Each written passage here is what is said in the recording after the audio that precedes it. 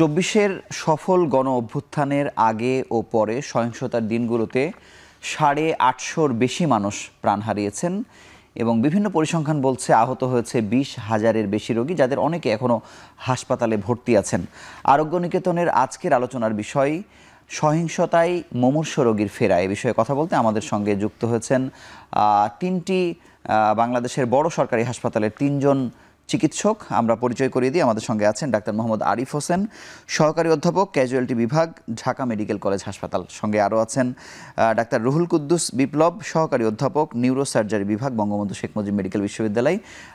সঙ্গে আরও আছেন ডাক্তার মোহাম্মদ জহিরুল ইসলাম, সিনিয়র কনসালটেন্ট, অর্থোপেডিক ও ট্রমা সার্জারি, জাতীয় অর্থোপেডিক হাসপাতাল। আপনাদের তিনজনকে আমাদের সঙ্গে যুক্ত হওয়ার জন্য আন্তরিকভাবে অভিনন্দন জানাচ্ছি। আমি প্রথমেই ডাক্তার মোহাম্মদ আরিফ হোসেন, আপনাকে ধন্যবাদ জানিয়ে শুরু করছি যে এই সহিংসতায় সবথেকে বড় ভূমিকা পালন করেছে, আমরা যদি বলি তাহলে ঢাকা মেডিকেল। সবথেকে বেশি রোগী সেখানে গেছে। আবার অন্যদিকেও যদি বলা যায় আসলে এত রোগীর ভিড়ে আসলে অনেকের প্রাণহানি সেই হাসপাতালে যেতে যেতেও আসলে ঘটেছে, সেই সংখ্যাটি অনেক বেশি। এই দিনগুলোতে আপনি একেবারে সশরীরে সেখানে ছিলেন। এই পরিস্থিতিটা আসলে কতটা অন্যরকম ছিল অন্যান্য সহিংসতা বা অন্যান্য যে কোনো চিকিৎসার সময়ের থেকে, একটু সংক্ষেপে আমাদেরকে বলবেন। আসলে ঢাকা মেডিকেল কলেজ অ্যাকচুয়ালি মানে বাংলাদেশের একমাত্র ফাংশনিং ক্যাজুয়ালিটি বিভাগ, যেখানে আসলে একটা হেড টু টো সব ধরনের ম্যানেজমেন্ট এখানে দেওয়া যায়। তো যে কারণে আমরা অ্যাকচুয়ালি এই ক্যাজুয়ালিটি রুগীগুলো ম্যানেজ করার জন্য আমরা অ্যাকচুয়ালি এটাতে অভ্যস্ত। তো ওই সময়ে যে ঘটনাটা ঘটেছে যে অ্যাকচুয়ালি আমাদের ক্যাপাবিলিটির তুলনায় অনেক বেশি রুগী একসাথে চলে আসছে। তো ঘটনাটা শুরু হয়েছিল যে আমরা সবাই জানি যে এটা 15 তারিখ থেকে শুরু হয়েছিল।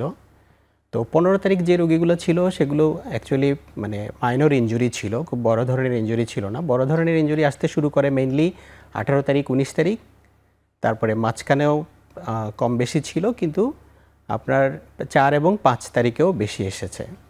5 তারিখের পরেও কিছু এসেছে, 5 তারিখের পরেও অনেক বেশি এসেছে। 5 তারিখ অনেক বেশি এসেছে, এর পরেও এসেছে। কিন্তু যারাই আসুক না কেন সবাই গুলিবিদ্ধই। কারণ হচ্ছে যে 79% আপনাদের ঢাকা মেডিকেল পরিচালক বলেছেন যে যারা গুলিবিদ্ধ হয়ে আসছেন আর কি। ইয়েস, যখন আপনার এই 18 এবং বিশেষ করে 19 তারিখে ওখানে ম্যাক্সিমাম রোগী আসলে গুলিবিদ্ধ রোগী ছিল।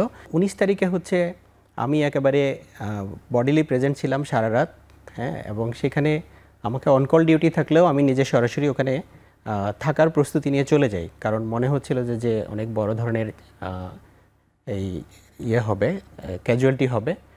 তো তখন আমি তখন শুরু থেকে একটু প্রস্তুতি নিতে শুরু করি। তো দুপুর পর্যন্ত রুগী, গুলিবিদ্ধ রুগী এক এক করে আসতে থাকে। তখন বুঝতে পারলাম যে পরবর্তীতে আরও অনেক বেশি রুগী আসবে। তা আমি কিছু অপারেশন করা শুরু করে দেই। তখন দেখি যে রুগীর ফ্লো, মানে রুগীর অনেক বেশি আসতে শুরু করলো, একের পর এক গুলিবিদ্ধ রুগী আসতে শুরু করলো। তো তখন আমি করলাম কি, যে আমি দেখলাম যে এখানে সবচেয়ে বড় যেটা সমস্যা হচ্ছে ক্রাউড কন্ট্রোল। আমি তখন ক্রাউড কন্ট্রোল করার জন্য যে আনসারকে হেল্প করা শুরু করলাম যে কিভাবে করবে। কিন্তু দেখা যাচ্ছে একের পর এক রুগী আসতেছে এবং এগুলো এত মুমূর্ষু রুগী ছিল যে ওরা দ্রুত ঢুকিয়ে আমাদের ইমার্জেন্সি রুমে ঢুকিয়ে ফেলতেছিল। তো যেখানে আমাদের অন্তত 4টা বা 5টা রুগী রাখার মতো জায়গা, সেখানে দেখা গেলো যে অনেক বেশি রুগী ঢুকে যাচ্ছিল।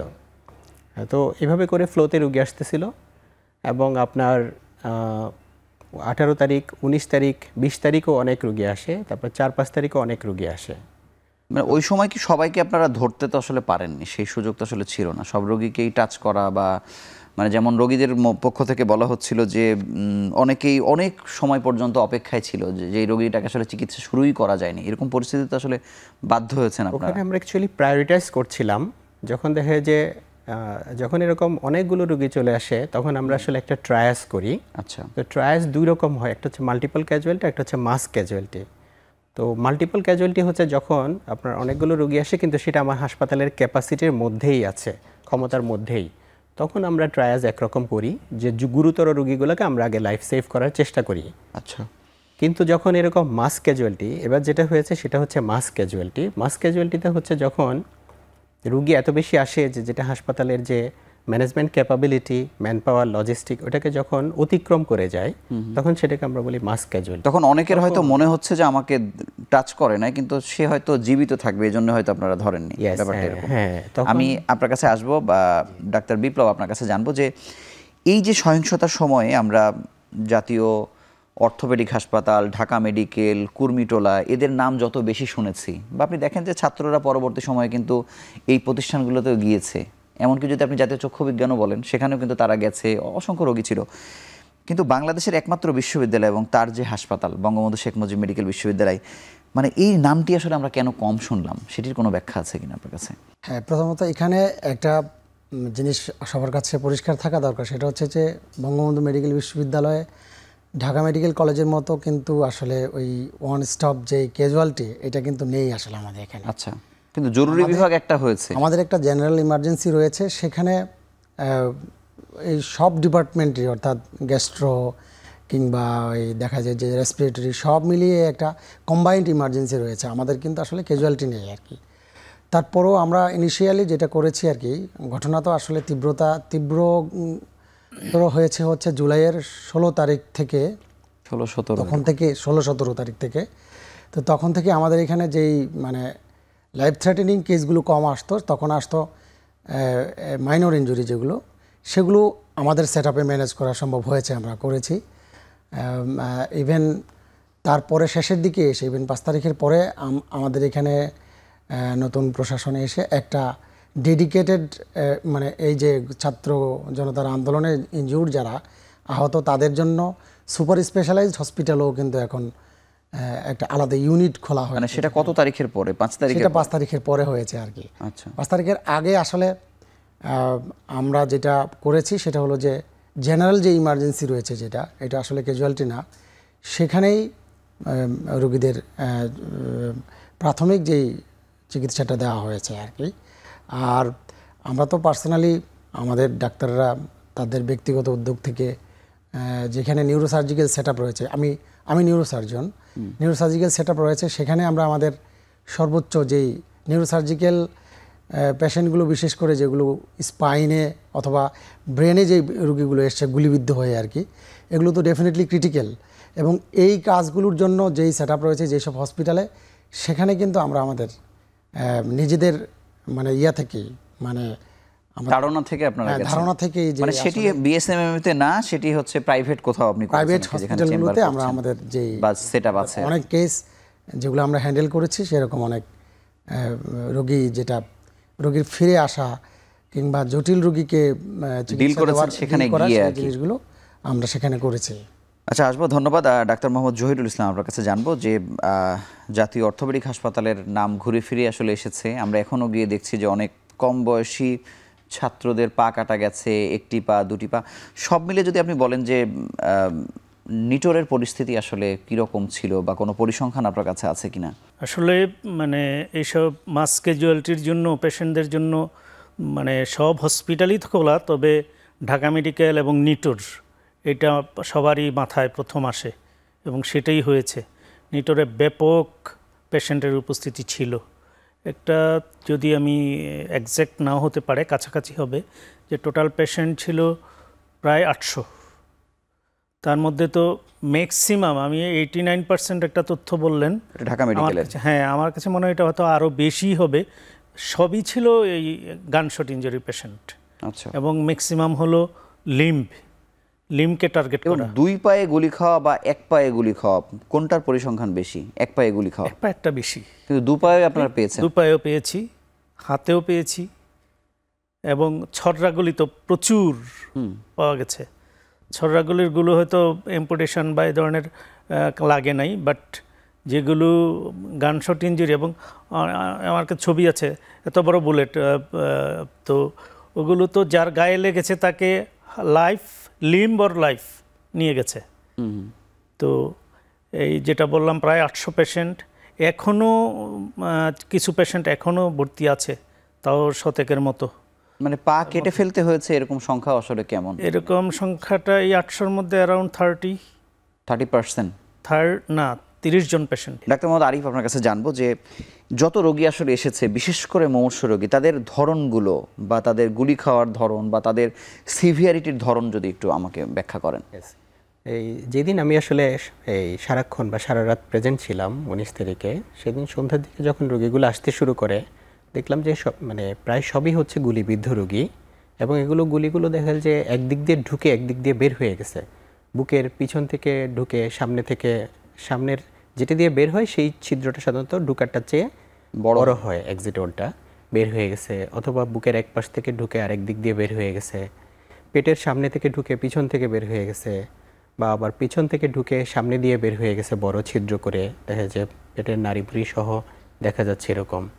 আবার কিছু কিছু দেখা গেছে যে মাথার সামনে থেকে ঢুকে পিছন থেকে বের হয়ে গেছে, এবং এগুলো সবই হচ্ছে প্রায় ডাইং পেশেন্ট, যে আমরা যদি ইমিডিয়েট চিকিৎসা করতে না পারি কিছুক্ষণের মধ্যে এগুলো মারা যাবে।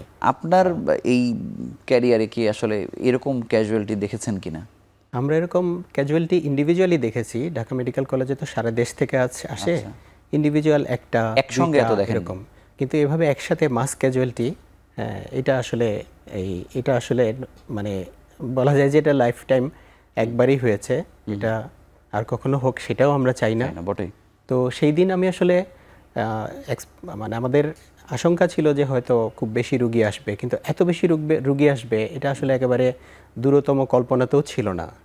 তো যে কারণে সকাল থেকে আমি যে ওয়ার্কআপটা করেছিলাম, যে আমি ডাক্তারদের নিয়ে একটা ব্রিফিং করেছিলাম, আনসারদের নিয়ে ব্রিফিং করেছিলাম, নার্সদের নিয়ে ব্রিফিং করেছিলাম, তারপর হচ্ছে লজিস্টিক 2 দিনের জন্য আমি ইনডেন্ট করতে বলেছিলাম আমার ইনচার্জদেরকে।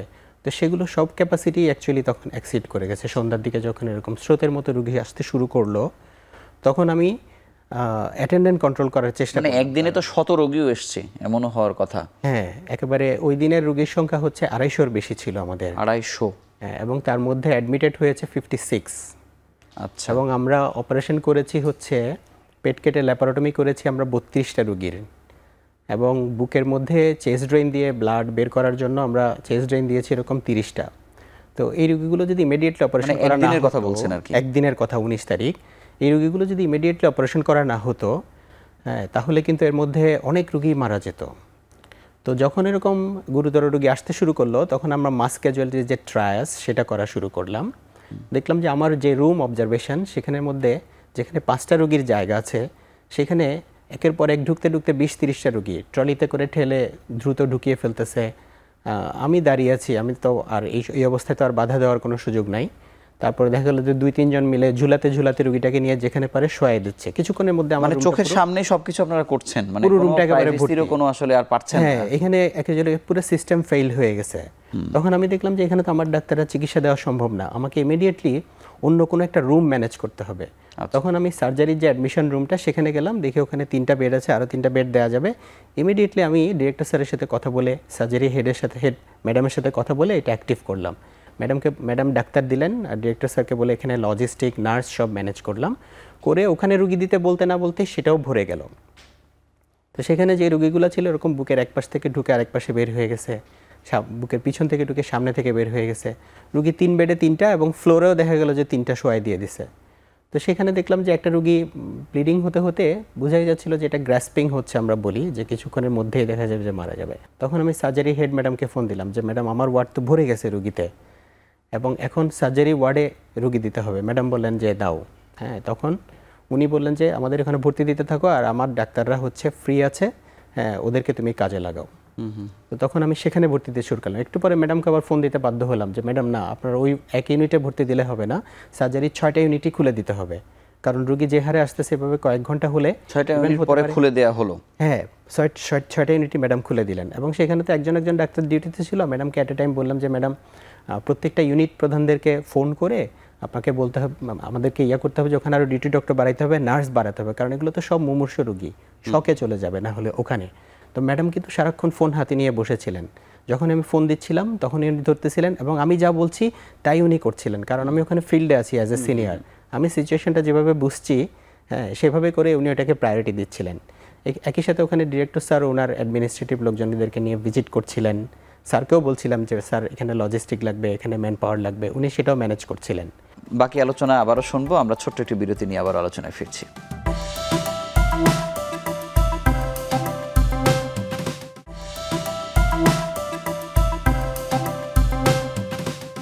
ডাক্তার রুহুল কুদ্দুস, আপনার কাছে জানবো যে বিএসএমএমইউতে আসলে বাস্তবতার কারণে পারা যায়নি, যেহেতু আসলে সেই প্রস্তুতি ছিল না। কিন্তু বেসরকারিতে আপনি যে জায়গাতে সেবা দিয়েছেন, কোনো একটা রোগীর গল্প কি আপনার কাছে শুনতে পারি কিনা, যে ঘটনাটা কত সিভিয়ার ছিল এবং তাকে কিভাবে আসলে বাঁচাতে সক্ষম হলেন বা কিভাবে চেষ্টা করেছিলেন? আমি নিউরোসার্জিক্যাল যে পেশেন্টগুলো এসছে আর কি, আমাদের 2 রকমের পেশেন্ট। একটা হচ্ছে স্পাইনের মানে মেরুদণ্ডের যে ইনজুরি, আর একটা হচ্ছে যে ব্রেনের যে ইনজুরি আর কি, বুলেট একদম ব্রেনের মগজে ঢুকে যাওয়া যেটা আর কি। তো 2 রকমের পেশেন্টই আমার কাছে এসছে। তো 17 তারিখে আমি একটা পেশেন্ট পেয়েছিলাম যেটা তার পেছনে স্পাইনে, আমরা মনে করলাম যে স্পাইন থেকে ঢুকে হয়তো স্পাইনের খুব ইন অ্যান্ড অ্যারাউন্ড আছে বুলেটটা। আমরা পরে খুলে দেখলাম যে আসলে ওইটা ওখানে না গিয়ে পেটের যে নাড়িভুঁড়ি যেটা, সেটাকে কয়েকটা ছিদ্র করে নাড়িভুঁড়ির সামনে এসে, পরে আমরা এটা জেনারেল সার্জন এবং আমি নিজে থেকে ওইটাকে বুলেটটা বের করলাম। এটা অনেক বড় বুলেট ছিল, সেটা রাইফেলের একেবারে সম্ভবত এটা কেউ কেউ বলতেছিল যে AK-47 রাইফেলের গুলি আর কি। তো এরকম গুলিবিদ্ধ রোগী আমরা স্পাইন এবং চেস্ট থেকে অনেক মানে কম্বাইন্ড টিম যেটা আর কি, মাল্টিডিসিপ্লিন নিউরোসার্জন, তার চেস্ট সার্জন এবং জেনারেল সার্জন মিলে আমরা করেছি আর কি। তো ওখান থেকে করতে করতে এসে লাস্ট যেটা একটা পেশেন্টের কথা না বললেই নয়, যেটা আসলে খুবই মানে আটকে ওঠার মতো একটা কাহিনী আমার মনে হয়েছে, সেটা হলো 5 তারিখের ঘটনা। সেটা 5 তারিখে একটি মাদ্রাসার ছাত্র, ও ইন্টারমিডিয়েট সেকেন্ড ইয়ারে পড়ে আর কি, আলিম সেকেন্ড ইয়ারে পড়ে। ওই ছেলেটির নাম রিফাত। তো এই ছেলেটি সাভারের ওইখানে একটা জায়গায় গুলিবিদ্ধ হয় এবং ওর বাবা মা সারাদিন ওকে ফোনে পাচ্ছিলেন না, খুঁজে না পেয়ে খোঁজাখুঁজি করে তারপরে এক সময় লোকজন বলল যে সাভারের ওই জায়গাটাতে একটা ভ্যানে অনেকগুলো লাশকে আগুনে পুড়িয়ে দেওয়া হয়েছে আর কি। যে কথা আমরা যে রিসেন্ট শুনছি আর কি, যে কথাটা এখন অনেকেই জানেন আর কি। তো সেখানে ওই পেশেন্টের বাবা এবং মা ও তার ছেলে মনে করে ওইখান থেকে একটি বিকৃত লাশ নিয়ে তারা দাফন কাফন করেছে তাদের গ্রামের বাড়িতে বগুড়াতে। তারপরে 6 দিন পরে উনি ঢাকায় এসছেন, যেই মাদ্রাসায় পড়তো ওই মাদ্রাসায় তার বাপ গিয়ে খবর নিল। খবর নেওয়ার পরে ওখানে তার ফ্রেন্ডরা বলতেছে যে রিফাত বেঁচে আছে। তো উনি বিশ্বাস করতে চায় না, আমরা তো কবর দিয়ে আসছি। তারপরে বলো যে বেঁচে আছে, তাহলে ছবি দেখাও। এই করতে করতে যে দেখলো যে ওখানে সাভারের একটা প্রাইভেট মেডিকেল কলেজে ICUতে ছেলেটা ভর্তি আছে আর কি। তো তার ইনজুরি ছিল যে অক্সিপিটাল লোব, মানে পিছন থেকে, ব্রেনের পিছন থেকে গুলিবিদ্ধ হয়ে, এটা ব্রেনের সবচেয়ে ইম্পর্টেন্ট স্ট্রাকচার থ্যালামাস, যে তার পাশেই গুলিটা মানে সিচুয়েশন লোকেশনটা আর কি। তো সেখান থেকে গুলি মাথার ভেতরেই একদম মগজে পিছন থেকে ঢুকে একদম মাঝখানে ঢুকে বসে আছে গুলিটা আর কি। ছড়রা গুলি না, একদম বড় বুলেট আর কি।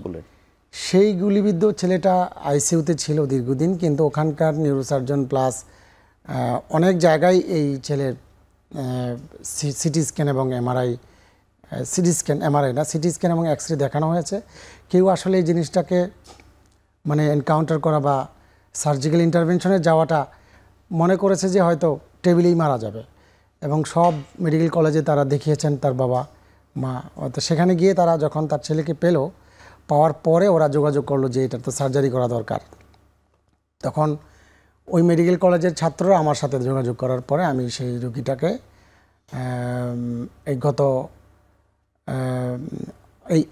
এই মাসের সেপ্টেম্বরের 1 তারিখে আমি অপারেশন করি আর কি। মানে দীর্ঘ 25 দিন পরে আমি এই পেশেন্টের অপারেশন করি। তো এই যে রোগীটা ক্রিটিক্যাল ছিল, আমি যেই সেটআপে কাজ করেছি অনেক মানে উন্নত সেটআপ থাকার কারণে এটা সম্ভব হয়েছে। পেশেন্ট এখন ভালো হয়েছে এবং সে কথা বলে এবং হাঁটতে পারে আর কি, মানুষকে চিনে এবং তার বাবা মাকেও চিনতেছে। সেটা কি আপনি মানে চিকিৎসক হিসেবে আপনারাও কি আসলে হাল ছেড়ে দিয়েছিলেন কিনা, মানে এটা কতটা ক্রিটিক্যাল ছিল বা মানে কিভাবে সে বাঁচলো সেই গল্পটা একটু জানতে চাই। আচ্ছা, এটা আসলে কি মানে আমরা যখন অপারেশন করি তখন দেখলাম যে আসলে ইনফেকশন হয়ে গিয়েছিল আর কি, অ্যাবসেস হয়ে গেছিলো, ব্রেন অ্যাবসেস। তো ব্রেন অ্যাবসেস যদি আসলে ট্রিটমেন্ট না করা হয় তাহলে তো সে মরেই যাবে, এরকম একটা ব্যাপার। তা আমার কাছে মনে হয়েছিল যদি এটা আমি ওপেন করার পরে বুলেট বের করে দেওয়ার পরে, বয়স যেহেতু তার কম ছিল, আমার একটাই দৃঢ় বিশ্বাস ছিল যেহেতু পেশেন্টের এইজ কম, আর এইজ কমের যে কোনো ব্রেন ইনজুরির পেশেন্টের আমার এক্সপিরিয়েন্স হচ্ছে যে এভিডেন্স বলে যে এই ধরনের কম বয়সের ব্রেন ইনজুরি রোগীগুলো যদি মানে তার যদি জিসিএস আর কি একটা জ্ঞানের মাত্রা যেটা এটা যদি 7 বা 7-এর উপরেও যদি থাকে 15-এর মধ্যে যদি 7ও থাকে জ্ঞানের মাত্রা যদি অপারেশন করে দেওয়া যায় তার যদি ফার্দার ড্যামেজ যেটা এই ড্যামেজটা যদি প্রিভেন্ট করা যায় তার এইজের কারণে তার যে জেগে ওঠার যেই একটা থাকে ড্রাইভ থাকে পেশেন্টের বেঁচে যাওয়ার যে ড্রাইভ সেটাই হয়েছে আপনি যেটা চিন্তা করেছেন ড্রাইভের কারণে আমার কাছে মনে হয়েছিল যে যেহেতু বয়স কম মাত্র 18-19 বছর তো এই ছেলেটা হয়তো বেঁচে যাবে আর কি এরকম একটা আমার ভেতরে কাজ করেছে এবং সেই ধারণা থেকে আমি এই অপারেশনটা করি এবং অপারেশনের পরে যেহেতু অ্যাবসেস ছিল ইনফেকশন ছিল ইনফেকশন এর সোর্সটা যখন রিমুভ করা হয় তখন পেশেন্ট খুব ড্রামাটিক্যালি সে রেসপন্স করা শুরু করলো। আমি আপনার কাছে আসবো ডাক্তার জহিরুল, আপনার কাছে জানতে চাই যে এরকম একটা গল্প নিটোরের কোনো ঘটনা বা আপনি অন্য কোথাও সার্জারি করেছেন মুমূর্ষু অবস্থা তাকে সুস্থ জীবনে ফেরানো গেল যদি বলেন। অ্যাকচুয়ালি আমাদের অর্থোপেডিক সার্জনদেরকে ওই পেশেন্টগুলোই বেশি ডিল করতে হয়েছে, যেটা হলো ধরেন আপার লিম্ব, হাত এবং পায়ের, এবং ম্যাক্সিমাম ইঞ্জুরিগুলো ছিল অ্যারাউন্ড নি, হাঁটুতে, হিপে, এলবো এবং শোল্ডার। তো এই পেশেন্টগুলো ওই আপনার ইম্পুটেশন ওই পেশেন্টগুলোরই লাগে যেগুলোর লার্জ ভেসেল ইঞ্জুরি ছিল অন দ্য স্পট, এবং সেই ক্ষেত্রে হয়তো লার্জ ভেসেল ইঞ্জুরি থাকলে ব্লিডিং হয়ে হসপিটাল আসার আগে ওইসব পেশেন্টকে স্যাক্রিফাইস করতে হয়। হসপিটাল পর্যন্ত যে পেশেন্টগুলো পড়ছে সেগুলো তো আমরা সার্জারি করেছি। তো এরকম বেশ কিছু পেশেন্টই আছে যে যেমন একটা পেশেন্ট তানিম নামে একটা ছেলে, সে একটা মাস্টার ডিগ্রি পাস ছেলে, বাট এলাকায় একটা মুদি দোকান চালায়, এই যে রায়েরবাগ এই এলাকার সে। তো সেরকম সে ইয়েতে গেল, তো তার গুলিটা লেগেছিল হলো হিপে। তো এটাতে আপনার একটা ছোট্ট মানে পেনিট্রেশন ইঞ্জুরি, বাট ভিতরে গিয়ে এটা তার এই হাড়কে এবং হিপ জয়েন্টটাকে পুরাটা একদম গুঁড়া গুঁড়া হয়ে গেছে, কমিউনিটেড। এবং এই পেশেন্টটাকে পরে সার্জারি করলাম, এত বড় জাস্ট বুলেট, ওটা বের করা হলো, ওটাকে ফিক্স করা হলো। তো লাকিলি মানে ইঞ্জুরিটা এত বড়, এত ডিভাস্টেটিং, বাট এই যে এখানে ফিমোরাল আর্টারি একটা সবচেয়ে মোটা একটা আর্টারি, এটার জাস্ট পাশেই ছিল গুলিটা। এটা যদি হয়তো ওইটাতে লাগতো তাকে সে স্পটেই চলে যেত। তো এরকম ঘটনা আর আছে। একটা ছেলে হলো, সেও রায়েরবাগ এলাকায় একটা মাদ্রাসা স্টুডেন্ট, তার এলবোতে ইঞ্জুরি ছিল। তো হিউমেরাস মানে এটা একদম এলবোর অ্যারাউন্ডের সবগুলো হাড় একদম গুঁড়া গুঁড়া, এবং মাসেলসও চলে গেছে, ওপেন ইঞ্জুরি, ওপেন ফ্র্যাকচার। তো সেই ক্ষেত্রে এটাকেও দেখা গেল যে ওই আল্লাহরই হুকুম, ভাগ্য ভালো যে তার ভেসেল ইঞ্জুরি হয়নি। আচ্ছা, তোর মাসেল ইঞ্জুরি হয়েছে, নার্ভ ইঞ্জুরি হয়েছে। তো প্রাইমারিলি সেই মাসেলগুলো রিপেয়ার করা, সফট টিস্যু রিপেয়ার করা, হাড়কে স্টেবল করে দেয়া, এই কাজগুলো করা গেছে। কিন্তু সে যে আবার এই যে আমাদের আজকে যে টপিকস, যে ফিরে আসা মানে একটা নর্মাল লাইফে ফিরে আসা, লাইফ ফিরে পাওয়া, আবার নর্মাল অ্যাক্টিভিটিস ফিরে পাওয়া। তো এই ছেলেগুলো এই লিম্ব ইঞ্জুরিগুলো হয়তো কখনোই একদম শতভাগ সে আগের ফাংশনিং লিম্ব পাবে না, বাট তড়িৎ অ্যাকশান আমাদের প্রাইভেট সেট আপে এবং গভর্নমেন্ট সেট আপে আমাদের চিকিৎসায় অনেকেরই লাইফ এবং লিম্ব আল্লাহর ইচ্ছায় ফিরে এসেছে, এবং তারা নিয়ার নর্মাল লাইফ লিড করতে পারবে অনেকেই। আপনাকে অসংখ্য ধন্যবাদ। আমরা আরও একটি ছোট্ট বিরতি নিয়ে আবার আলোচনায় ফিরছি।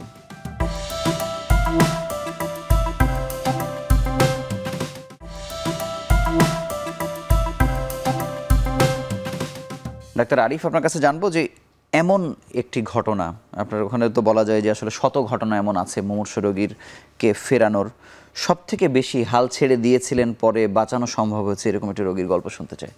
ওখানে এই মাস ক্যাজুয়ালিটির ক্ষেত্রে অ্যাকচুয়ালি মানে আপনার এই ওভারঅল ম্যানেজমেন্টের একটা রোল আছে। তো একটা পর্যায়ে আমি ওভারঅল ম্যানেজমেন্টে চলে গিয়েছিলাম। তো একটা এরকম বুলেট ইঞ্জুরি রুগী, যেটা অ্যাবডোমেনে পেটে ঢুকে গিয়েছিল, একদিক থেকে ঢুকে আর একদিক থেকে বের হয়ে গিয়েছিল। তো সেখানে আমি এটা ওটিতে দিয়ে আমাদের এই আরেকজন অ্যাসিস্ট্যান্ট প্রফেসর সার্জারি, উনি এবং একটা টিম, ওনাদেরকে অপারেশনটা করতে দিয়েছিলাম। তো রুগীটাকে পেটের মধ্যে ঢুকে গিয়ে একদিক দিয়ে ঢুকে যেত, একদিক দিয়ে বের হয়ে গেছে, সেখানে পেটের ক্ষুদ্রান্ত্র, বৃহদান্ত্র এবং অন্যান্য কিছু ইনজুরি থাকতে পারে। এটা অ্যাবডোমেন ওপেন করার পরে বোঝা যাবে। তো যখন অ্যানেস্থেশিয়া দেওয়া হলো তখন টেবিলেই রুগীটার সাথে সাথে, যেহেতু অনেক ব্লিডিং হয়েছিল, অনেক এক্সজস্টেড ছিল, সেখানেই কার্ডিয়াক অ্যারেস্টে চলে গেছে। তো কার্ডিয়াক অ্যারেস্ট যদি হয়ে যায় তাহলে কিন্তু সেখান থেকে ব্যাক করার সম্ভাবনা খুব কম, কিন্তু যেহেতু আমাদের পুরো সেট আপ রেডি ছিল, রুগীটাকে তখন সাথে সাথেই সিপিআর দেওয়া হয়েছে, কার্ডিয়াক মেসেজ দেওয়া হয়েছে এবং আল্লাহর রহমতে রুগীটা ব্যাক করে গেছে। ব্যাক করে যাওয়ার পর অ্যানেস্থেটিস্ট ছিলেন, উনি ইন্টিভেট করে সাথে সাথে অ্যানেস্থেশিয়া দিয়ে দিয়েছে। তো এইসব ক্ষেত্রে রুগীটাকে হয়তো পরে, অন্যান্য ক্ষেত্রে হলে পরে অপারেশন করলে হতো, কিন্তু রুগীটাকে ইমিডিয়েটলি অপারেশন লাগবে, তার পেটের মধ্যে ব্লিডিং হচ্ছে।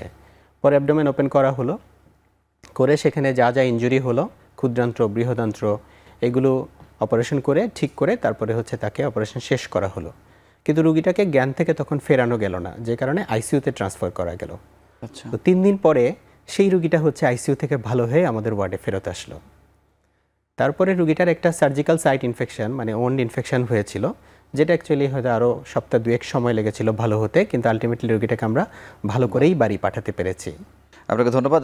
ডাক্তার রুহুল কুদ্দুস, আপনার কাছে জানবো যে বঙ্গবন্ধু শেখ মুজিব মেডিকেল বিশ্ববিদ্যালয়ে একটি জরুরি বিভাগ চালু করা হয়েছে, সেটিও অনেক পরে, যদি বলা যায় যে হাসপাতাল প্রতিষ্ঠার অনেক পরে, কিন্তু এই যে পরিস্থিতিগুলো ঘটছে বা ঘটতে পারে, আপনি এখন বিশ্ববিদ্যালয়ের প্রশাসনেই আছেন বা নতুন একটি প্রশাসন আসলে কাজ করছে এখন, এবং বলা যায় যে অনেকেই সন্তুষ্ট যে এই প্রশাসনের ওপরে।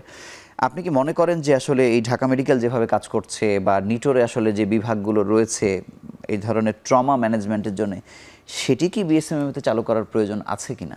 আসলে কি মেডিকেল বিশ্ববিদ্যালয় হিসাবে এটা যেহেতু একটা মানে বেসিক্যালি ইউনিভার্সিটির লক্ষ্য হচ্ছে 3টা, একটা হচ্ছে যে শিক্ষা, চিকিৎসা আর হচ্ছে গবেষণা। আমাদের মেডিকেল বিশ্ববিদ্যালয়ে কিন্তু আসলে গবেষণাকে বেশি প্রায়োরিটি দেওয়া হয়। কিন্তু আপনি বিগত দিনে যদি আপনি বলেন যে বিশ্ববিদ্যালয়ের যে আসলে গবেষণার রোল থাকার কথা, সে কিন্তু হাসপাতাল হিসেবে নিজেকে বেশি ফোকাস করে ফেলেছে, এবং আপনাদের যারা বিশেষজ্ঞ বা চিকিৎসক বা উপাচার্য তারা কিন্তু এই কথাটা বলেন। এটা বিভিন্ন প্রশাসন আসলে তারা তাদের কিছু এজেন্ডা বাস্তবায়নের জন্য অনেক সময় জেনারেল ইমার্জেন্সি খুলে তারা এটাকে ফোকাস করার চেষ্টা করেছে, কিন্তু মূল স্পিরিট যেটা ইউনিভার্সিটিতে, এখানে আসলে রেফার্ড পেশেন্ট আসবে। আমার সাথে আমাদের এই যে 2জন রয়েছেন তারাও এটার সাথে একমত হবেন। তারপরেও কিন্তু আসলে আমাদের দেশে যে অপ্রতুল মানে ইমার্জেন্সি সার্ভিসের বা আমাদের দেশের আসলে অনেক বেশি একটা ঘনবসতির দেশ, খুব এই ঘনবসতির দেশে আসলে ইনজুরির সংখ্যা এটা শুধুমাত্র ঢাকা মেডিকেল কলেজ কিংবা নিটোরের হাতে। তা এই ধরনের প্রতিষ্ঠানগুলোতে আমি যেটা মনে করি আর কি, এবং অলরেডি আমরা একটা প্রস্তাবনাও তৈরি করেছি যে নতুন প্রশাসনকে একটা ক্যাজুয়ালিটি ইমার্জেন্সি শুধুমাত্র নিউরো এবং পলিট্রমা, নিউরো অর্থোপেডিক্স এই নিয়ে একটা ওই জেনারেল ইমার্জেন্সি যেটা রয়েছে, আসলে কার্যত আমি বিগত অনেক দিন এই জেনারেল ইমার্জেন্সিতে কাজ করেছি। আমি যেখানে এটা দেখেছি যে আসলে এই জায়গায় কোনো ফাংশনিং, কোনো ইমার্জেন্সির কোনো কাজ হয় না। আসলে যাদের প্রয়োজন, জরুরি সেবা যাদের প্রয়োজন, তাদেরকে আমরা এই জায়গাটাতে সেবা দিতে পারি না। মানে যেহেতু বিএসএমএম এর প্রতি রোগীদের প্রত্যাশাটা বেশি, মানুষ মনে করে হয়তো আমি সব সার্ভিসই সেখানে পাবো, এবং গবেষণার সাথে তো কোনো আসলে মানে যদি আপনি এই জরুরি বিভাগ যদি খোলা হয় বা ক্যাজুয়ালিটির পেশেন্টগুলো যদি ম্যানেজ করা হয়, এটি গবেষণাকে তো আরেকটু সমৃদ্ধ করতেও তো পারে। আপনি কি বলেন? হ্যাঁ, এটা আমি একটু অ্যাড করতে পারি যে স্পেশালাইজড হসপিটাল যেটা, সেখানে এরকম একটা মানে মাল্টিডিসিপ্লিনারি ক্যাজুয়ালিটি শুরু করার সুযোগ আছে, এবং বিশ্ববিদ্যালয় প্রশাসনেরও মনে হয় এটা একটা প্ল্যানও আছে। আমাকে ওখানকার একজন ডক্টর আমার সাথে যোগাযোগ করেছিলেন যে আপনারা তো ক্যাজুয়ালিটি নিয়ে কাজ করছেন, আমাকে বিশ্ববিদ্যালয় প্রশাসন বলছে যে একটা মাল্টিডিসিপ্লিনারি ক্যাজুয়ালিটি, মানে সেই জায়গাতে আপনারা কোথায় আছেন বা চিন্তা করছেন কি? ওইটাই হচ্ছে যে আমাদের নিউরোসার্জারি ডিপার্টমেন্ট থেকে আমরা কয়েকজন ফ্যাকাল্টি উদ্যোগ নিয়েছি এই জেনারেল ইমার্জেন্সিটাকে আমরা একটা ক্যাজুয়ালিটিতে আর কি, নিউরো এবং ট্রমা, এই ক্যাজুয়ালিটিতে শুধু নিউরোসার্জিক্যাল এবং ট্রমা অর্থাৎ অর্থোপেডিক্স, যে এই ধরনের ক্যাজুয়ালিটি জাস্ট যেটা ঢাকা মেডিকেল কলেজে ফাংশনিং যে ক্যাজুয়ালিটি রয়েছে, এই ধরনের একটা ইমার্জেন্সি একদম মানে আক্ষরিক করতে যেটা ইমার্জেন্সি সেবা যায়, যেই রোগীর প্রয়োজন হবে। শুধু ওখানে আসলেই যেটা হয় পলিটিক্যাল বা অনেক নেতাদের রোগী ফোনে, ওভার ফোনে রেফারেন্সের রোগী এসে দিয়ে, সাধারণ রোগী দিয়ে আমাদের ইমার্জেন্সিগুলো ভর্তি থাকে। ওই জায়গাটা যদি সত্যিকার অর্থে কন্ট্রোল করা যায়, তাহলে আমরা এই জায়গা থেকে আসলে মানে ক্যাজুয়ালিটি স্টার্ট করার একটা পরিকল্পনা আমরা হাতে নিয়েছি। আমরা হয়তো এটা ইন কোলাবোরেশন উইথ যে স্পেশালাইজড, যেটা সুপার স্পেশালাইজড কিন্তু হওয়া উচিত আপনারা মনে করছেন বা এটা নিয়ে উদ্যোগ আসলে সুপার স্পেশালাইজড হসপিটাল, এটা আসলে এটা নিয়েও আমাদের একটা পরিকল্পনা হচ্ছে যে কিভাবে এটাকে রান করানো যায়। এখনও পর্যন্ত এটার কার্যক্রম শুরু করা সম্ভব হয়নি। এইটা অথবা জেনারেল ইমার্জেন্সি, দুইটাই আসলে একই প্রশাসনের আন্ডারে এখনও পর্যন্ত। তো আমাদের একটা পরিকল্পনা রয়েছে যে আসলে একটা ফাংশনিং ক্যাজুয়ালিটি আমরা স্টার্ট করবো ইনশাআল্লাহ। ধন্যবাদ ডাক্তার জহিরুল। আপনার কাছে জানবো যে এই সেবা দিতে গিয়ে, এত রোগীকে বাঁচাতে গিয়ে বা পা সেভ করতে গিয়ে বা হাত রক্ষা করতে গিয়ে মানে কোন সংকটটা তীব্রভাবে ফুটে উঠেছে যেটির সমাধান প্রয়োজন যদি বলেন? সেটা হলো অ্যাকচুয়ালি আমাদের প্রতিষ্ঠানগুলো যে নর্মাল যে মানে ওয়ার্কলোড সেগুলোই করতে আমাদেরকে হিমশিম খেতে হয়। মনে করেন পঙ্গু হসপিটাল এখন 1000 বেডের, বাট ক্যাজুয়ালিটিতে যেখানে বেড আছে সাপোজ 30টা, পেশেন্ট থাকে 150 ফ্লোরে, মানে মূল ওয়ার্ডে ফ্লোরে বারান্দাগুলোতে মানে রোগী ম্যানেজ করার জনবল তো আসলে নাই, কোন নাই। হাসপাতালেই নাই বাংলাদেশে। তার মধ্যে যখন আবার মাস ক্যাজুয়ালিটি চলে আসে তখন তো লোডটা একেবারেই আউট অফ কন্ট্রোল হয়ে যায়। তো এইটা একটা প্রবলেম। আরেকটা হলো যে আমাদের যে এই আন্ডারস্ট্যান্ডিংয়ের জায়গাটা, সেটা হলো যে পেশেন্ট একজন আসলো, তার সাথে লোক চলে আসলো 30 জন, তো এরকম 5টা পেশেন্টের সাথে যদি কিন্তু সেটির আগেও তো এই যে শূন্য পদগুলো পূর্ণ হওয়া বা অপারেশন থিয়েটার ফাংশন করা এবং একটি অপারেশন থিয়েটার ওটি সম্পন্নের জন্য মানে সব ধরনের জনবল থাকা, সেই জায়গাতে তো সব থেকে বড় ঘাটতি। হ্যাঁ, এই ঘাটতিগুলো তো অবশ্যই আছে। পঙ্গু হসপিটাল যেটা ঢাকার কেন্দ্রে এবং সবাই এখানে পোস্টিং নিয়ে আসতে চায়, সেই হসপিটালও শতাধিক ডক্টরের পোস্ট খালি আছে। জি, তারপরে ইভেন শুধু ডক্টর না, অন্যান্য স্টাফের ক্ষেত্রেও মানে আমাদের একই অবস্থা। আমাদের ভবন যত দ্রুত উঠে যায়, ইনফ্রাস্ট্রাকচারের ভেতরের যে জায়গাগুলো যেখানে জনবল দরকার, লজিস্টিক্স দরকার বা ওই লজিস্টিক্স চালানোর জন্য যেই উপযুক্ত জনবল দরকার, সেই জায়গাগুলোতে কিন্তু একটা মিসম্যানেজমেন্ট আছে এবং সারা বাংলাদেশে আছে। তা আপনি বলছেন যে শুধু জনবল বাড়ানো দরকার নাকি আর অন্য কোনো বিষয় বা অপারেশন থিয়েটার আরো বাড়ানো দরকার? অপারেশন থিয়েটার যা আছে সেগুলোকে ফাংশনিং করা। একটা অপারেশন থিয়েটারে হয়তো অনেকগুলো লজিস্টিক সাপোর্ট আছে, তার মধ্যে মনে করেন 10টার মধ্যে 8টা আছে, 2টা নেই, 2টাই কিন্তু যথেষ্ট। ওইটার অপটিমাম সার্ভিস ওটি থেকে নেওয়া, মানে নিতে না পারার জন্য 2টা লজিস্টিকের অভাবেই যথেষ্ট। তো এরকম একদম ফুলফিল, যেমন অর্থোপেডিক সার্জারির ক্ষেত্রে একটা ওটিতে মানে নেই বলতে কোনো কথা থাকবে না। আচ্ছা, বাট দেখা যাচ্ছে যে হয়তো ডায়াথার্মিটা নেই অথবা ফ্র্যাকচার, সেই জিনিসটি কি আপনি যে বেসরকারিতে সার্ভিস দিচ্ছেন সেখানে আছে? সেখানে আছে, কিন্তু আপনার সেখানে এবং সেখানে ইজিলি পাওয়া যাচ্ছে, কোনো জটিলতা নেই। কিন্তু গভর্নমেন্টের ক্ষেত্রে এই জিনিসগুলো তো মানে আপনারা ধরে নিয়েছেন যে থাকবে না বা থাকে না। আসলে আমরা ওই আসলে এর মধ্যেই ম্যানেজ করে কাজ করার একটা মানসিকতা, কারণ আমি যদি ফুলফিল চাইয়া কাজ শুরু না করি তাহলে আমার কাজই হবে না। তো এই গ্যাপের মধ্যেই আমাদেরকে কাজ করে যেতে হয়। আপনাকে অসংখ্য ধন্যবাদ। আমরা শেষ বিরতি নিচ্ছি এই অনুষ্ঠানের, ফিরছি কিছুক্ষণ পরেই।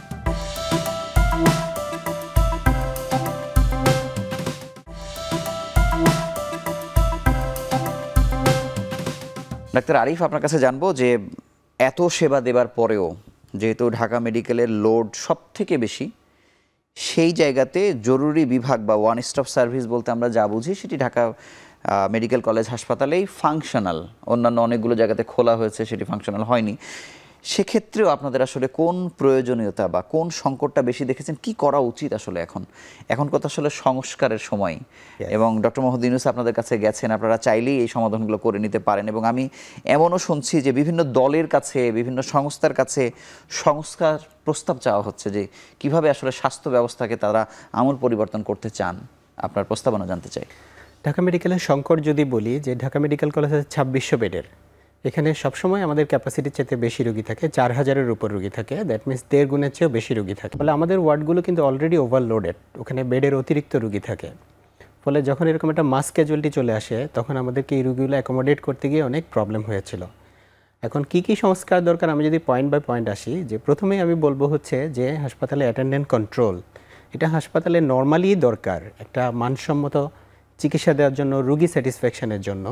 তো এখানে আমাদের যে ম্যান পাওয়ার আছে answer, they are not oriented about the attendant control. এখানে একটা স্পেশালাইজড হেলথ পুলিশ বা স্বাস্থ্য পুলিশ যদি থাকে তাহলে তারা আসলে ওরিয়েন্টেড থাকবে যে অ্যাটেন্ডেন্ট কন্ট্রোলটার ব্যাপারে। এটা গেল 1 নাম্বার। 2 নাম্বার হচ্ছে স্পেস সংকট। আমি আমার বর্ণনায় বলেছি যে আমার যে স্পেসটা আছে সেখানে আমি 5 জন রোগী ম্যানেজ করতে পারি, সেখানে অ্যাট এ টাইম 20 থেকে 30 জন রোগী বা আরও বেশি রোগী চলে আসছিল। এই স্পেসটাকে বাড়ানো দরকার। ওয়ান স্টপ ইমার্জেন্সি কেয়ার যেটা আছে 16 বেডের, এটাকে ঢাকা মেডিকেলে যে পরিমাণ রোগী আসে সেই কনটেক্সট অ্যাকচুয়ালি আমার মনে হয় 200 বেডে নিয়ে যাওয়া উচিত। এটাখানে আমাদের মাত্র 2টা ওটি আছে, সেটাকে বাড়ানো উচিত। সেখানে আমাদের ইমার্জেন্সিকেই প্রত্যেকটা হাসপাতালে শক্তিশালী করা উচিত যেন রোগীদেরকে অন্তত সেভ করা যায়। এবং রেগুলার মক এবং ড্রিল করতে হয়। এরকম মাস ক্যাজুয়ালিটি আসলে আমরা কি করব, কার কি রোল, এগুলো অভিনয় করে একটা মক ড্রিল করতে হয়। আচ্ছা, কিন্তু আমাদের ফিক্সড ম্যান পাওয়ার কম, আমাদেরকে মেইনলি ট্রেইনি রেসিডেন্টদেরকে দিয়ে আমাদেরকে এত বড় ক্যাজুয়ালিটিটা ম্যানেজ করেছি আমরা, এবং তারা খুব ভালো ম্যানেজ করেছে। আমাদের ফুল টিম একসাথে কাজ করেছে। এখানে একটা টিম ওয়ার্কের একটা বিষয় আছে। তো টিমটা যদি ফিক্সড হয় তখন সেই টিম ওয়ার্কটা ভালো কাজ করে। মানে সে একবার অভিজ্ঞ হলে পরবর্তী সময়ে আরো বেশি কাজ করতে পারে। এরপরে আমি বলবো হচ্ছে যে ঢাকা মেডিকেল কলেজ ছাড়া অন্যান্য ঢাকা মেডিকেলে অন্যান্য যে হাসপাতালগুলো আছে সেখানেও যদি একটা ফাংশনিং ক্যাজুয়ালিটি থাকে তাহলে কিন্তু আমাদের লোড অনেকখানি কমে যায়। এবং এই ফাংশনিং ক্যাজুয়ালিটিটা অ্যাকচুয়ালি বিভাগীয় শহরে, জেলা শহরে, এমনকি উপজেলা পর্যায় পর্যন্ত দরকার। সেখানেও হচ্ছে ট্রমা টিম যদি কাজ করে, দেখেন এই ঘটনায় কিন্তু সারা দেশব্যাপী আহত রোগী এসছে। এগুলো যদি সেই উপজেলা লেভেল থেকে একটা ম্যানেজমেন্ট পেয়ে আসতো, আমরা বলি হচ্ছে golden hour of trauma management, প্রথম 1 ঘন্টা, তাহলে আমরা অনেক বেশি রোগীর লাইফ সেভ করতে পারতাম। তো এখানে সরকারের কাছে আমাদের একটা থাকবে যে একটা ট্রমা ম্যানেজমেন্ট প্রোটোকল যদি লেভেল 1, 2, 3 ট্রমা সেন্টার এভাবে করে ভাগ করে আমরা উপজেলা লেভেল পর্যন্ত যদি ট্রমা সেন্টারটাকে বিস্তৃত করতে পারি, তাহলে যেখানেই ট্রমা হোক না কেন ভবিষ্যতে এই ট্রমার রোগীগুলো গোল্ডেন আওয়ার ম্যানেজমেন্ট পাবে, এবং সেখান থেকে একটু ম্যানেজমেন্ট পেয়ে যদি রেফার হয়ে ঢাকা মেডিকেলে আসে তখন আমরা এগুলোর বেশি করে লাইফ সেভ করতে পারবো। ধন্যবাদ ডাক্তার রুহুল কুদ্দুস। আপনার কাছে জানবো যে আমরা যতজনই এখানে আসলে এর আগে সহিংসতার বিষয়ে কথা বলতে এসেছেন বা বিভিন্ন সূত্রে আমরা জেনেছি যে হাসপাতালেও মানে কোনো চিকিৎসক হয়তো, এটা সংখ্যায় হয়তো অনেক বেশি না, হাসপাতালে চিকিৎসা দেওয়া থেকে বিরত থেকেছেন বা হাসপাতালে বদলির মতো ঘটনা ঘটেছে।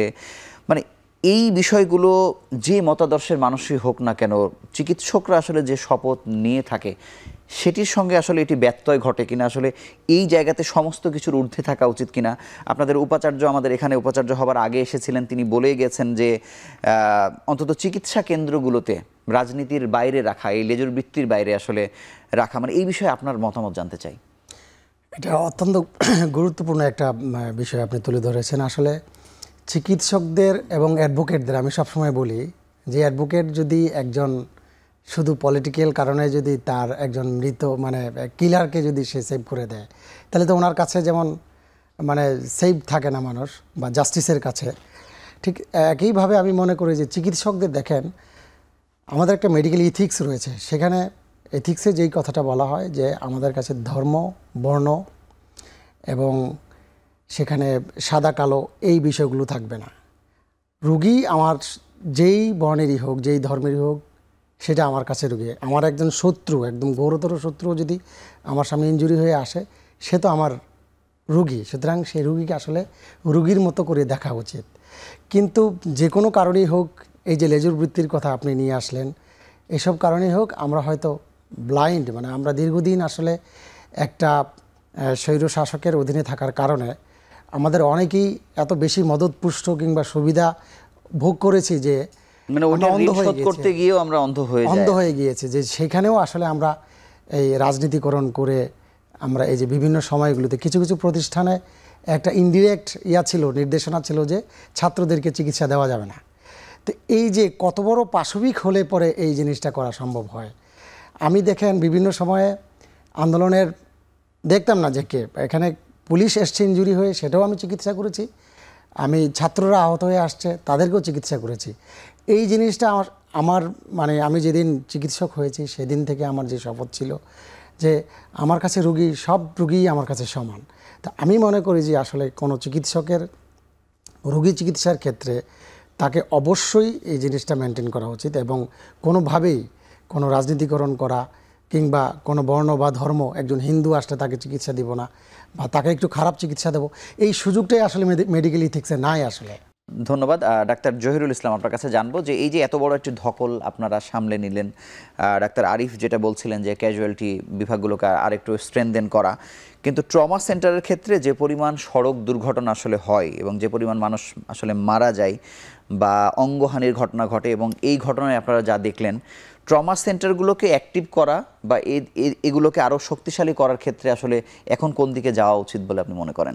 এগুলো ট্রমা সেন্টারগুলো আসলে ওই যে আরিফ ভাই যেটা বললেন যে প্রতি উপজেলা লেভেলে এরকম না করে যে হাইওয়েগুলো কেন্দ্রিক যদি এগুলো করা হয়, ক্যাজুয়ালিটির কথা আসলে বলেছেন, সেটিও আসলে দরকার আছে। ট্রমা আসলে ক্যাজুয়ালিটি মোটামুটি একসাথে এটা মিশে যায়। তো মানে ডেফিনিট স্পটগুলোকে প্রায়োরিটাইজ করে যদি ট্রমা সেন্টারগুলোকে ফাংশনিং করা হয় তাহলে এটা একটা ভালো ভূমিকা রাখবে। আসলে প্রতিটা উপজেলা স্বাস্থ্যকেন্দ্রকে ট্রমা সেন্টার আদলে গড়ে তোলার আসলে সুযোগ নেই, কারণ ট্রমা একটা বিশাল সাপোর্ট লাগে এবং ট্রমা পেশেন্টগুলো এরকম, যেমন ধরেন অন্যান্য পেশেন্টগুলো যেরকম একটা 24 ঘন্টায় এই লাইনের পেশেন্ট এত কিন্তু এখানে একটা বিষয় আছে যে এই যে না ছোঁয়ার যে ব্যাপার, যে না এটা ঢাকা মেডিকেলেই যাবে, এটা নিটোরেই যাবে, এই যে প্রবণতা এইখানে বা হচ্ছে মনে করেন যে চিকিৎসক হয়তো হামলার শিকার হবে, এগুলো কারণেও যে ভয়ে ছেড়ে দেয়া, মানে এই পরিবর্তনটা যেমন দরকার কিন্তু রোগীকে অন্তত ধরে যেন প্রাইমারি ম্যানেজমেন্ট করে তারপরে যেন পাঠানো হয়, সেই জিনিসটা আসলে বেশি দরকার কি? এইখানে কথাটা হলো একদম অল চিকিৎসককে জি যে ট্রমার প্রাইমারি ম্যানেজমেন্টটা এটা যদি এই জ্ঞানটা নলেজটা যদি দেওয়া হয় ইভেন জেনারেল পপুলেশনকে, যে একটা লিম্বে একটা মানে ট্রমা হলো, সেই ট্রমা হাড় গুঁড়া গুঁড়ো হয়ে গেছে, সেই জন্য কিন্তু সে মারা যাবে না, যাবে যদি তার ব্যাপক রক্তক্ষরণ হয়। তো সেখানে যদি ওই লিমটাকে জাস্ট একটা তার সে একটা সাধারণ মানুষ একটা গামছা দিয়ে যদি পেঁচিয়ে দিয়ে দ্রুত হসপিটালে পাঠায়, তাহলে তো আপনি যত চিকিৎসক আছে তাদেরকে এই প্রশিক্ষণের আওতায় নিয়ে আসা উচিত তার লাইফ সেভ করার জন্য। এবং সেন্টারটা যদি সাথে যে কোনো হসপিটাল, সেটা প্রাইভেট একটা ছোট ক্লিনিক হতে পারে, তারা যদি একটা কেনুলা দিয়ে দেয়, একটা উপযুক্ত মানে মোটা কেনুলা দিয়ে ফ্লুইড দিয়ে দেয় আর ব্লিডিংটা সিকিউর করে দেয়, তার লাইফ সেভ হয়ে যায়। মানে সেটাই তো আপনারা পান না, তাই না? যে রোগীটা আসে তারা তো সব কিছু নিয়ে, সব সমস্যা নিয়ে আপনাদের কাছে আসলে এসে হাজির হচ্ছে। এটা এই বেসিক জিনিসগুলো। আর যেটা বললেন যে কর্ম পরিবেশটা, যদি আমি দেখি যে আমার পিঠ সেভ না, তাহলে কিন্তু একটা ডক্টর সেখানে হাত দিবে না। সেই পরিবেশ অবশ্যই এইটাকে এনশিওর করতে হবে। চিকিৎসকের সুরক্ষাও প্রয়োজন। আমার একটা প্রস্তাবনা একেবারে 30 সেকেন্ডে, ডিসেন্ট্রালাইজেশন মানে ক্যাজুয়ালিটি সেবার যেই ডিসেন্ট্রালাইজেশন, এটা যদি আসলে ডেডিকেটেড ট্রমা স্পেশালিস্ট দিয়ে যদি ডিস্ট্রিক্ট লেভেলগুলোতে 64 ডিস্ট্রিক্টেও যদি আমরা এই তাদের মাথায় দিতে হবে যে আসলে সব ট্রমা তারা ম্যানেজ করবে, শুধু হাত বুলিয়ে ঢাকা মেডিকেল কলেজে রেফার করে দিলাম, এই টেন্ডেন্সি থেকে বের হয়ে এসে তারা যদি ওই সেটআপটা যদি আমরা ডিস্ট্রিক্ট লেভেলেও করতে পারি, তাহলে আসলে অনেক রোগী আসলে বেঁচে যায় বা সুস্থ থাকে। অনেক মৃত্যু। আপনাকে ধন্যবাদ, আপনাদের তিনজনকে আমাদের সঙ্গে যুক্ত হওয়ার জন্য আন্তরিকভাবে অভিনন্দন জানাচ্ছি।